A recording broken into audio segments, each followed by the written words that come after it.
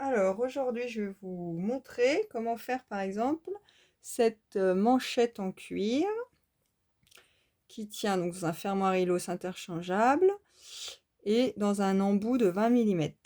Voilà, on voit qu'on a 5 liens en cuir.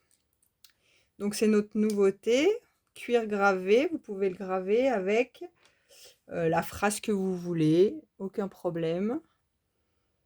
Le petit dessin, bref, ce que vous avez envie. Donc là, on a une commande. Donc ce cuir gravé, il a la particularité d'être très très fin. Donc pour pouvoir le tenir dans l'embout et éviter qu'il glisse par rapport aux autres cuirs qui sont plus épais, comme les tresses ou celui-là, qui vont aller avec. La petite astuce, c'est que je couds 2 perles de chaque côté. Je ne sais pas si vous voyez bien. Voilà. Voilà, je couds deux perles, je fais 3 nœuds, un petit point de colle et en fait ça bougera plus et ça tiendra particulièrement bien dans l'embout. Donc là on a déjà celui-là donc qui est fait. Donc j'ai besoin de 2 liens de ce cuir là. Donc là je vais les couper, donc la demande qu'on a, c'est un bracelet de 20 cm. Donc je vais couper 19. Donc ça en fait un. Je vais regarder que ce soit bien à peu près pareil. Si c'est pas tout à fait pareil, c'est pas grave. Quand vous le portez au poignet, il n'y a aucune différence. Le bracelet, il sera quand même, il se tiendra bien, il sera très joli. Il n'y a que quand vous l'enlevez qu'on peut voir que les liens font pas tout à fait la même taille. Donc on a nos 2 liens comme ça. Ensuite, on a besoin de 2 cuirs tressés noirs. Alors, hop. Je vais contrôler.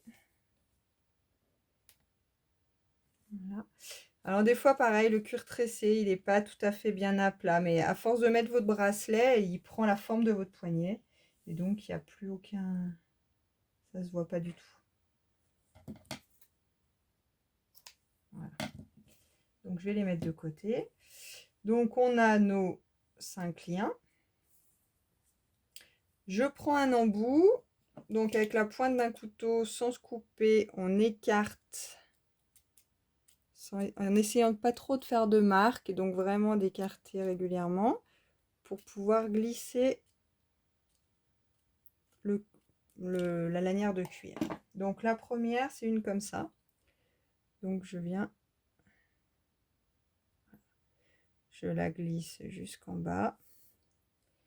La deuxième c'est une tresse.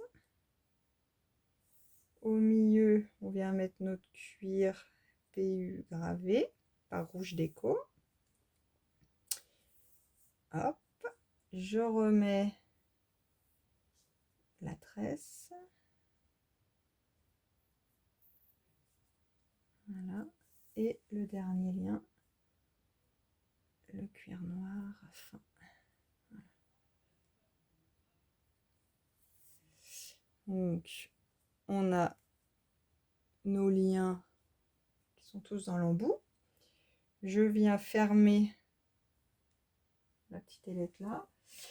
Je resserre un peu. Pas trop pour pas couper le cuir, mais assez pour qu'il ne s'échappe pas. Voilà. Donc là, on est pas mal. Ensuite, on va faire de l'autre côté. Donc, je vais juste vérifier que ce soit à peu près la bonne taille. Qu'ils soient tous pareils. J'écarte à nouveau. Voilà. Là, vous les mettez donc dans le bon ordre. Ou alors, vous faites exprès, parce que ça peut être aussi super sympa de les croiser. Donc là, bon, le modèle, il n'est pas fait pour être croisé, mais ça pourrait se faire. Donc on se mélange pas. Là, à nouveau, une tresse. Et là, le lien. Le cuir brut. Voilà. Ah, bah, on voit que je me suis trompée. J'ai fait... Je ne l'ai pas mis dans le bon sens. Donc je enlève. Celui-là, il n'est pas bien à plat. Voilà, je lui ai fait faire un petit tour.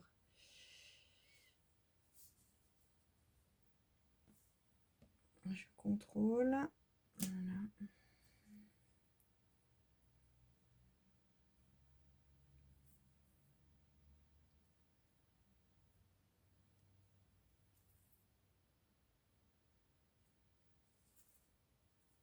Donc je referme. Donc on voit que c'est un jeu d'enfant, il n'y a pas besoin de colle, de coller le cuir, de s'embêter avec ça.